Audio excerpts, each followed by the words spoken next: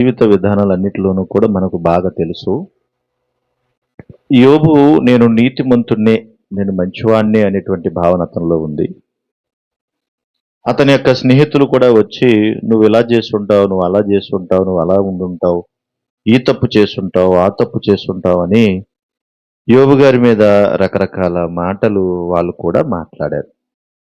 మనకు తెలుసు యోబు యొక్క జీవితంలో ఉన్నట్టుండి వెలుగులో బ్రతికినటువంటి తన జీవితం ఒకేసారి చీకటైపోయింది కదా. అప్పటి వరకు భార్య, 10 మంది సంతానం, చాలా సంతోషంగా జరుగుతున్నటువంటి తన జీవితంలో ఒకేసారి పెద్ద తుఫాను వచ్చింది.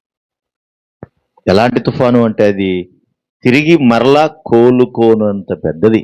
ఒకేసారి 10 మంది సంతానం చనిపోవటం. ఆ వెంటనే బాగుంది కదా, పోన్లే ఏదోటి అయ్యిందిలే అనుకుంటే వెంటనే శరీరం అంతా ఏమైపోయింది, కుళ్ళిపోయింది. ఇప్పుడు అతని జీవితంలోకి ఏమొచ్చింది, ఒక పెద్ద తుఫానే వచ్చింది, కలవరం వచ్చింది. కనుక నెమ్మది లేనటువంటి పరిస్థితులు వచ్చాయి. అలాంటి పరిస్థితి మధ్య నువ్వే ఇచ్చావు, నువ్వే తీసుకున్నావు, నీకు స్తోత్రం అని చెప్పి నిలబడ్డాడు, ఎలాగోలాగా నిలబడ్డాడు. ఆ తర్వాత ముగ్గురు స్నేహితులు వచ్చి నువ్వు ఏ తప్పు చేసావో, నువ్వేం మాట్లాడావో, నువ్వు అలాంటోడువి ఇలాంటోడువి అని వాళ్ళు మాట్లాడారు. ఎలీఫజు, బెల్దదు, వీళ్ళు చెప్పారు కదా రకరకాల మాటలు. జోఫరు వాళ్ళు మాట్లాడుతూ చాలా విషయాలు వారి జీవితంలో నువ్వు ఎలా తప్పు చేస్తుంటావు, నువ్వు అలా ఉంటావు, అసలు నీకు ధైర్యం లేదు, నిజంగా నీకు భక్తి ఉంటే నీకు ధైర్యం పుట్టదా, నీకు భక్తి ఉంటే నువ్వు ధైర్యంగా ఉండలేవా నువ్వు, కాబట్టి నువ్వేదో తప్పు చేస్తావు, నువ్వేదో లోపం నీలో ఉంది కనుకనే నీకు ఇలాంటి పరిస్థితులు వచ్చాయని యోబును వాళ్ళు మాట్లాడతారు. మరి అనుమానాలు ఎగయగ అనే పదం ఇందాక మనం చదువుకున్నాం. రకరకాల ఆలోచనలు ఎప్పుడైతే వచ్చాయో నిజంగా అలాంటి సమయంలో ఆదరించాల్సిన వాళ్ళు, పోషించాల్సిన వాళ్ళు, ధైర్యం చెప్పాల్సిన వాళ్ళు, ధైర్యం చెప్పడానికి వచ్చినటువంటి వాళ్ళు అతన్ని మరింత బాధ పెట్టి మరింత సూటిపోటి మాటలతో కృంగదీయడం ప్రారంభించారు. అలాంటి స్థితిలో యోబు కూడా చాలా నిరుత్సాహపడిపోయి, చాలా ఇబ్బంది పడిపోయి, ఏంటి నా బ్రతుకు ఒకేసారి ఇలాగ అయిపోయిందని తన యొక్క జీవితాన్ని గురించి మాట్లాడుతూ వచ్చాడు. చెబుతూనే చాలా విషయాలు చెప్పి, మీరు ఎన్నో విషయాలు మీరు మాట్లాడుతున్నారు కానీ నేను కూడా మాట్లాడను, నేను కూడా మాట్లాడగలను, నాకు కూడా తెలుసు, అసలు నా పొజిషన్లో మీరుంటే మీకు అర్థమయ్యేది నేను పడే బాధ ఏంటో అని యోబు గారు అంటాడు. నేను పడుతున్న బాధ మీకు తెలియట్లేదు, నేను ఎంత బాధపడుతున్నానో, కనుక నా స్థానంలో మీరుంటే మీకు అది అర్థమై ఉండేది అని మాట్లాడుతూ ఉంటాడు. అలాంటి సందర్భంలో యోబు గారు చాలా విషయాలు వాళ్ళతో చెప్తా ఉంటాడు. సరే, భూమి మీద ఎంతో సంతోషంగా బ్రతుకుతాం, గొప్పగా బ్రతుకుతాం అని మీరు అనుకుంటారేమో కానీ అని మాట్లాడతా యోబు గ్రంథం 21వ అధ్యాయంలో 13వ వచనంలో ఈ భాగంలో ఈ మాట చెబుతున్నాడు. చూడండి ఒకసారి, యోబు గ్రంథం 21వ అధ్యాయము 13వ వచన భాగం. వారు శ్రేయస్సు కలిగి తమ దినములు గడుపుదురు, ఒక్క క్షణంలోనే పాతాళమునకు దిగిపోదురు. ఇన్ని కబుర్లు మీరు చెబుతున్నారు, ఇన్ని మాటలు మీరు మాట్లాడుతున్నారు, ఏవేవో చెబుతున్నారు, కానీ మీరు ఏదో అనుకుంటున్నారు కానీ నేను శ్రేయస్సు కలిగి నా దినాలు గడుపుతామని మీరు అనుకుంటున్నారు కానీ ఒక్క క్షణంలోనే పాతాళమునకు దిగిపోతారు, వెళ్ళిపోతారు, ఒక్క క్షణంలో మాయమైపోతారు, మీరు ఉండరు అని అంటూ వారు నీ మార్గములను గురించిన జ్ఞానం మాకు అక్కర్లేదు, నీవు మమ్మల్ని విడిచిపోమ్మని దేవునితో చెప్పుదురు. ఏమంటారంటే వాళ్ళు అంటే వీళ్ళు భక్తిహీనులు.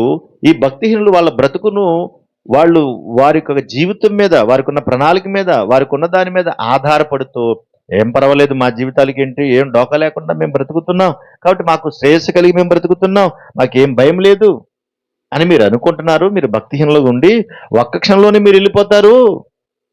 అయితే ఇలాంటి వాళ్ళు అందరూ కలిసి ఏమంటున్నారంటే నీ జ్ఞానం మాకు అక్కర్లేదు, నీ మార్గములను గూర్చిన జ్ఞానం మాకు అక్కర్లేదు అంటారు. ఎంత తెగించేశారు చూడండి, నాకు అక్కర్లేదు. యోబు గారిని గుచ్చి మాట్లాడుతున్నారు వాళ్ళు. చాలా మంది ఇలాగే ఉన్నారు, భక్తిహీనులు కూడా ఇలాగే ఉన్నారు. నువ్వు మాకు అక్కర్లేదని దేవుడితో చెబుతున్నారు, నువ్వు మమ్మల్ని విడిచి పొమ్మని దేవునితో, విడిచిపో, నువ్వు మాకు అవసరం లేదంటారట దేవునితో. అందుకే వాళ్ళు ఏమంటున్నారు అక్కడ చూడండి, 15వ వచనంలో, మేము ఆయనను సేవించుటకు సర్వశక్తుడగు వాడెవడు, మేము ఆయనను గూర్చి ప్రార్థన చేయుట చేత మాకేమి లాభము కలుగునని వారు చెప్పుదురు, వారి క్షేమము వారి చేతిలో లేదు. ఇప్పుడు మీరు కూడా అర్థం చేసుకోవాలి, జీవితం అంతా కూడా ఏదైనా జరగవచ్చు, ఎలాగైనా జరగవచ్చు. బాగుందనుకున్నది ఒక్క క్షణంలోనే మొత్తం తారుమారైపోవచ్చు, అంచనాలు తలకిందులైపోవచ్చు. కనుక అలాంటి స్థితిలో నువ్వు మాకక్కర్లేదు, నువ్వు మమ్మల్ని విడిచిపో, నీకు ప్రార్థన చేయడం వల్ల మాకు లాభం ఏంటి అంటారట. చిన్న ప్రశ్న, ఏమనుకోవద్దు కానీ, అసలు ఏ లాభం లేకుండా ప్రార్థన చేస్తామా మనం? మీరు చేస్తారా? యోబు గారు అంటే అన్నాడు కానీ, ఏ లాభం లేకుండా ప్రార్థన చేస్తారా? ప్రార్థన చేస్తే ఖచ్చితంగా ఏం కోరుకుంటారు? ఏదో కావాలనే కదా కోరుకుంటారు. ఏ లాభము లేకుండా, ఏ ఆలోచన లేకుండా ప్రార్థన చేస్తారా?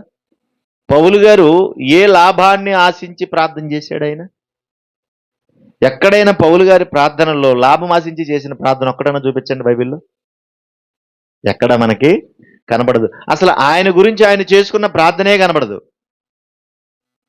అంత అద్భుతంగా దేవుని కొరకు నిలబడ్డాడు. ఇక్కడ యోబు కూడా మాట్లాడుతూ అంటున్నాడు, మీ స్థితి ఎలాగుంటుంది, మీరు ఆలోచనలు ఎలాగుంటాయి, కాబట్టి మీరు అందరూ ఇలాగే ఆలోచిస్తారు. మేము ప్రార్థన చేయడం వల్ల మాకేం లాభం కలుగుతుందని మీరు అనుకుంటారు. కానీ ఏం జరిగినా, ఎలా ఉన్నా, ఏం చేసినా దేవుడు గొప్పవాడు. ఏం చేసినా కూడా దేవుడు గొప్పవాడు. దేవుని యొక్క స్థితి గొప్పది, దేవుని యొక్క ఆలోచనలు గొప్పవి, దేవుని ఉద్దేశాలు గొప్పవి. కనుక నేను ఏం చేశానన్నది నాకన్నా బాగా ఎవరికి తెలుసు అంటే దేవునికి బాగా తెలుసు. కాబట్టి మీరేదో మాట్లాడుతున్నారు, కానీ దేవునికి నా గురించి బాగా తెలుసు అని ఆయన మాట్లాడుతున్నాడు. ఆయన మాట్లాడుతూ ఎంత చక్కగా మాట్లాడతాడంటే ఆయన, చూడండి యోబు గ్రంథం 24వ అధ్యాయం, దానికి ముందుగా 23వ అధ్యాయం 10వ వచనం చదవండి. 23:10 చదవండి. యోబు గ్రంథం 23:10. నేను నడుచు మార్గము ఆయనకు తెలియను. మీరేదో నన్ను శోధిస్తున్నారు, నేనేదో తప్పు చేశానని మీరు మాట్లాడుతున్నారు, కానీ నా గురించి ఎవరికి బాగా తెలుసు అంటే, నా మార్గం అంతా కూడా, నేను ఏ మార్గంలో నడుస్తున్నానో ఆయనకు బాగా తెలుసు. ఆయనను శోధించిన తర్వాత నేను సువర్ణము వలె నేను ఎలా కనబడుతున్నాను? ఇదిగో బంగారంలా కనిపిస్తున్నాను. నువ్వు బంగారం అలా మాట్లాడితే మీరు కూడా ఎలా ఉంటారమ్మా? అమ్మా బంగారం అనగానే మీరు ఏమంటారు? నేను బంగారం ఎంత పొంగిపోతూ ఉంటాం. కానీ మనుషులకి బంగారమే, మనుషులకి వజ్రమే. మరి దేవునికి ఎలా కనపడుతున్నావు? యోబు గారు మనుషులుగా అంటున్నాడా, దేవుడికి అంటున్నాడా? నేను నడుచు మార్గము ఆయనకి బాగుగా తెలుసును, నన్ను శోధించిన తర్వాత నేను ఎలా కనపడుతున్నాను ఆయనకి? ఇదిగో సువర్ణములా కనిపిస్తున్నాను.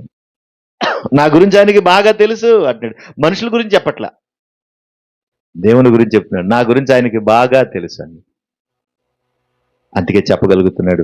అక్కడ ఒక మాట ఉంటుంది చూడండి ఒకసారి, అదే యోబు గ్రంథంలో 24వ అధ్యాయం 23వ వచ్చిన భాగం చూడండి. 23వ వచ్చిన భాగం, ఆయన వారికి అభయమును దయచేయును గనుక వారు ఆధారమునందుదురు, ఆయన వారి మార్గముల మీద తన దృష్టి ఉంచును అన్నాడు. ఆయన వారికి అభయమును దయచేస్తాడంట. అభయం అంటే ఎలాంటి వాళ్ళకైనా, ఏ స్థితిలోనైనా, అదే చెప్తున్నా, ఏ స్థితిలోనైనా, ఏ పరిస్థితిలోనైనా, ఎలాంటి కష్టంలోనైనా మనుషులను నమ్ముకుంటూ పడిపోతాం. కాబట్టి ఎవరిని నమ్మాలి మనం? ప్రభువుని నమ్మాలి. ప్రభువు మీద ఆధారపడాలి. కళ్ళు తెరిపించేవాడు ఆయన, అవసరమైతే కళ్ళు మూయించేవాడు కూడా ఆయనే. కాబట్టి ఆయన మీద ఆధారపడడం నేర్చుకోవాలి. యోబు గారు అంటున్నాడు, ఆయన వారికి అభయం ఇస్తాడు, ఆయన నేనున్నానని భరోసా ఇస్తాడు ఆయన. ఎంత కష్టమైనా రాని, ఎంత బాధ అయినా రాని, ఏమైనా జరగని. అందుకే యోబు గారు అంత కష్టంలో కూడా ఏమన్నాడు? యెహోవా ఇచ్చాను. ఎలా చెప్పగలిగాడు అంటే, ఆయన అభయం ఇచ్చేవాడని నమ్మాడు ఆయన. కాబట్టి ఏమైనా జరగని, నా ప్రభువే నాకు తోడుకుంటాడు నమ్మాడు. అందుకే పౌలు గారు కూడా తన జీవితంలో ప్రభువునే నమ్మాడు, ఇంకెవరిని నమ్మలేదు. ప్రభు గురించే ఆయన కళ్ళు మూసినా, తెరిచినా, ప్రార్థించినా, పని చేసినా, సువార్తకి వెళ్ళినా, ఏది చేసినా ప్రభు పని. నా గురించి అని మాట్లాడలేదు అసలు ఆయన. మీరు అర్థం చేసుకోండి. ఇప్పుడు ఆయన ప్రార్థన చేసినా కూడా, ఏ ప్రార్థనలో కూడా ఆయన గురించి ఆయన ప్రార్థన చేసుకోలేదు. ప్రభువా, నీ గురించి నేను ఎలా పని చేయాలి, నీ గురించి నేను ఎలా పరిగెట్టాలి, నీ గురించి నేను ఎలా ఆలోచించాలి, ఇదిగో ఇది కనిపిస్తుందా, ఈ బంగారం, అది పెంటతో సమానం కదా, ఈ ధనం కనపడుతుందా, అది పెంటతో సమానం కదా. చూసారా, ఇంక వేరే దేని గురించి ఆలోచించలేదు. అర్థం కావటం లేదు. మన యొక్క జీవిత విధానం మన యొక్క ఆధ్యాత్మిక స్థితి మనకు అర్థం కావటం లేదు. అర్థం కాక మనము లోక సంబంధమైన వాటి మీద ఎప్పుడూ ఆలోచిస్తూ ఉంటాం. ఆయన పని కొరకు పరుగులెట్టేటువంటి ఆ స్థాయిని పౌలు గారు తెచ్చుకుంటే ఆయన మీదే ఆధారపడి, నా గురించి నీకు బాగా తెలుసు, నా మార్గం గురించి ఎరిగిన వాడు నువ్వే నాయనా అని దేవునికి అప్పగించుకున్నాడు జీవితాన్ని. చీకటి వచ్చింది, బాధపడ్డాడు, కష్టాలు అనుభవించాడు, దేవునితో మాట్లాడాడు, ఆఖరికి దేవుని పాదాలు అట్టుకుని అంటున్నాడు కదా, చూడండి దేవుని పాదాలు పట్టుకుని ఏమంటున్నాడు చూడండి. అదే యోబు గ్రంథము 42వ అధ్యాయం, యోబు గ్రంథము 42వ అధ్యాయము అక్కడ మాట్లాడుతూ అంటున్నాడు 4వ వచనం, ధూళిలోను బూడిదలోను పశ్చాత్తాపము పడుతున్నాను. ప్రభువా, నీ ముందు ఏదో మాట్లాడాను నాయన, ఏదేదో చెప్పాను నాయన, నా గురించి నేను ఏదేదో అనుకున్నాను కానీ ఇది ఇప్పుడు బూడిదలో కూర్చున్నాను, అసహ్యించుకుంటున్నాను, ధూళిలో ఉన్నాను, పశ్చాత్తాపడుతున్నాను ప్రభువా అని మాట్లాడాడు. చీకటి వచ్చింది, ఒకేసారి చీకటి అయింది, కుటుంబంతో విచ్ఛిన్నం అయింది, ఆశలన్నీ తలకిందులైపోయాయి, 10 మంది సంతానం చనిపోయారు, యోబు ఆరోగ్యము క్షీణించిపోయింది, ఉన్న ఆస్తిపాస్తులు పోయాయి, ఒకేసారి తలకిందులైపోయాయి. అప్పుడు ప్రభు మీద ఆధారపడ్డాడు. నా గురించి నీకు తెలుసు, నా మార్గం కూడా నీకు తెలుసు, నేను నీకు సువర్ణంలా కనిపిస్తా ఉన్నాను ప్రభువా, నీకు స్తోత్రం అన్నాడు. ఆ తర్వాత దేవుడు ఏం చేశాడు చూడండి, 10వ వచనం 42:10, మరియు యోబు తన స్నేహితుల నిమిత్తం ప్రార్థన చేసినప్పుడు యెహోవా అతని క్షేమ స్థితిని మరలా అతనికి దయచేశాను, మరియు యోబునకు పూర్వము కలిగిన దానికంటే 2 అధికముగా యెహోవా అతనికి దయచేశాను. యోబుని దేవుడు వదిలేశాడా? కారణం ఏంటనంటే యోబు దేవుని మీద ఆధారపడ్డాడు, ప్రభు మీద ఆధారపడి పలికాడు. నీ చిత్తము నాయన అన్నాడంటే, ఏదైనా కానీ అది నీ చిత్తము అని దేవునికి అప్పగించేశాడు అంతే. కనుక వచ్చిందా స్తోత్రం, రాలేదా స్తోత్రం, బ్రతుకున్నామా స్తోత్రం, ఒకవేళ చనిపోయే పరిస్థితి వచ్చిందా స్తోత్రం, అన్నీ ఉన్నాయా స్తోత్రం, ఏమీ లేకపోయినా స్తోత్రం. అలాంటి స్థితి ఉండాలి మనకి. అయ్యో నాకేమి లేదు, నాకేమి లేదు, అసలు ఇవన్నీ కాదు, ఏమి ఉన్నా లేకున్నా అంతా నీకు స్తోత్రం. హబక్కూకులా చెప్పేయాలి మనం, ప్రభువా ఏమున్నా లేకపోయినా నేను నీ యందు ఆనందిస్తాను, నీకు స్తోత్రం నాయనా అన్నాడు. ఏమీ లేకపోయినా నీకే స్తోత్రం అన్నాడు యోబు. కాబట్టి మనము ఆ స్థితిని చేయగలిగితే, ఆ స్థితిలోనికి వెళ్ళగలిగితే పూర్తిగా ఆయన మీద ఆధారపడి బ్రతుకుతాం. యోబు తన జీవితంలో జరిగిన వాటిని అన్నిటిని గూర్చి ఎంత ఆలోచించినా కూడా దేవుడే కనబడ్డాడు తప్ప తనకి మిగతావన్నీ కనపడలేదు. ఇంకో విచిత్రం ఏంటి చెప్పనా, పోయిన ఆస్తులన్నీ పోయాయి కదా, అన్ని ఆస్తులు పోయాయి కదా, ప్రభువా ఎంత కష్టపడి సంపాదించాను ప్రభువా, ఒక్క దెబ్బకు పోయాయి, మరలా నా ఆస్తులు నాకు ఇవ్వవా అన్నాడా? ఎక్కడైనా అన్నాడా? ఒక్క వచనం కనపడద్దు మనకి, నాకు ఇవ్వవా ప్రభువా, గోజాడుతున్నాను ప్రభువా, ఉపవాసం ఉన్నాను ప్రభువా, దూరిలో కూర్చున్నాను ప్రభువా, గోనె బట్ట కట్టుకున్నాను ప్రభువా, లక్షల ఆస్తి పోయింది నాయనా, ఇవ్వవా అన్నాడా? చూడు, మీరు ఆలోచించండి, ఇప్పుడు యోబుకి మనకి తేడా. 10 మంది సంతానం పోయిందండి. ఎంతమంది కొడుకులు? 7 కొడుకులు కదండి. ఆడబిడ్డలు 3 ఆడబిడ్డలు, 7 కొడుకులు ఒకేసారి పోయారండి. ప్రభువా నీకేమన్యాయం చేశాను నాయనా, 10 మంది బిడ్డలను ఒకేసారి తీసుకుంటావా, ఇంత న్యాయమా అని దేవుణ్ణి అడిగాడా? ఒక్క ప్రశ్న దేవుణ్ణి వేసాడా? పోనీ తీసుకుంటే తీసుకున్నావు, మరలా నాకు ఇవ్వి అని దేవుణ్ణి ఏమన్నా అడిగాడా, బతిమాలాడా? అది యోబులో ఉన్న గొప్పతనం. యోబుకి మనకి తేడాది. ప్రశ్నించని విధేయత అంటారు దాన్ని, ప్రశ్నించని విధేయత. అసలు ఎక్కడా కూడా చిన్న ప్రశ్నే లేదండి. మనం ఏం మాట్లాడినా దేవుడి మీద నిందమవ్వడానికి కూడా వెనకాడం, అంత ప్రమాదం చేస్తాం. కానీ ఒక్క ప్రశ్న కూడా వేయకుండా విధేయత చూపాడు. అలాగని దేవుని ఏమైనా విడిచిపెట్టాడా? అసలు ఎక్కడ విడిచిపెట్టలేదు. ప్రభువా నీకు స్తోత్రం అలా చెప్పగలగాలి. యెహోవా నువ్వే ఇచ్చావు, నువ్వే తీసుకున్నావు, నీకు స్తోత్రం అని చెప్పగలిగే స్థాయికి మన ప్రార్థనా జీవితం ఎదగాలి. అది నిజమైనటువంటి ప్రార్థన, అది నిజమైన ప్రార్థన.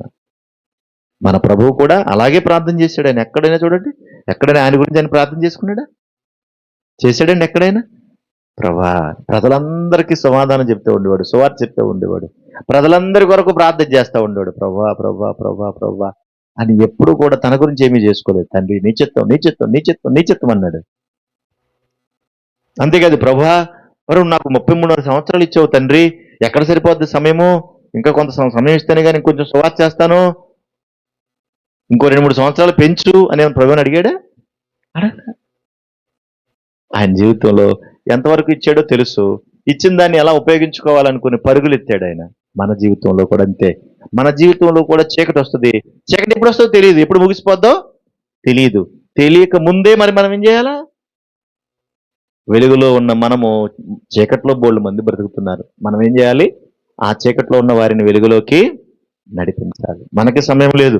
ప్రభువారు అలా పరిగెట్టారు, మనం కూడా ఏం చేయాలంటే పరిగెట్టాలి, పరిగెట్టాలి, పరిగెట్టాలి, పరిగెట్టాలి. అలసిపోకూడదు. మనం ప్రభు పనిలో అలసిపోకుండా పరిగెట్టాలి. తృప్తి లేనిది ఏదైనా ఉందంటే అది భక్తి జీవితమే. అమ్మయ్యా, ఈరోజు సువార్త ప్రకటన చేసేసాను, తృప్తి పడకూడదు అలాగా. తృప్తి పడకూడదు అలాగా.